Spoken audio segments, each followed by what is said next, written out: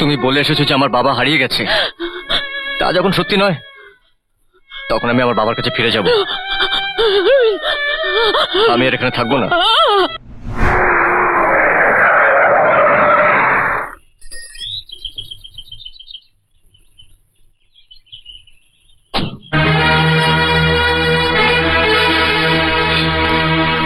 রবিন, কোন মতলবে এখানে এসেছেন?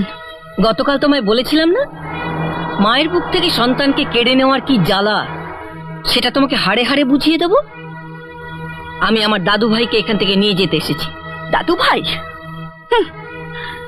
যে অহংকারী নারী আমাকে আমার স্বামীর অধিকার থেকে বঞ্চিত করেছে, আমার সন্তানকে তার পিতৃস্নেহ থেকে বঞ্চিত করেছে, তার কাছে আমার রবিন কোনোদিন যাবে না।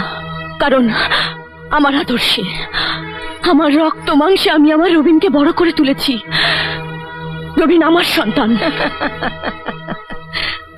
ওই দেখো,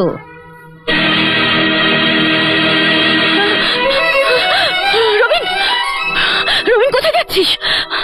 ঠাকুমার কাছে।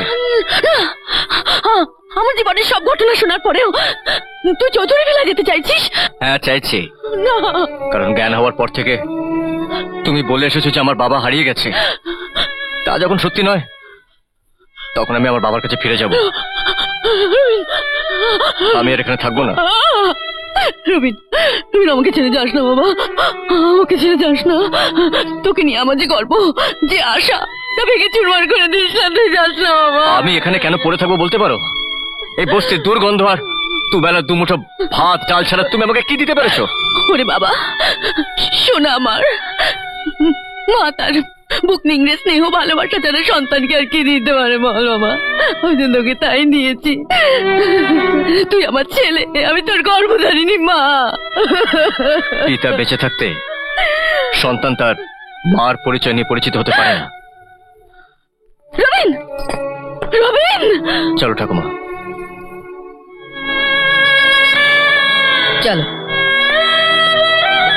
ছাড়া কি আছে আমার জগৎ সংসারে, তুই ছাড়া কে আছে আমার জগৎ সংসারে, বুকের ধন তুই যে আমার বুকের মাঝারে, ওরে বুকের ধন তুই যে আমার বুকের মাঝারে।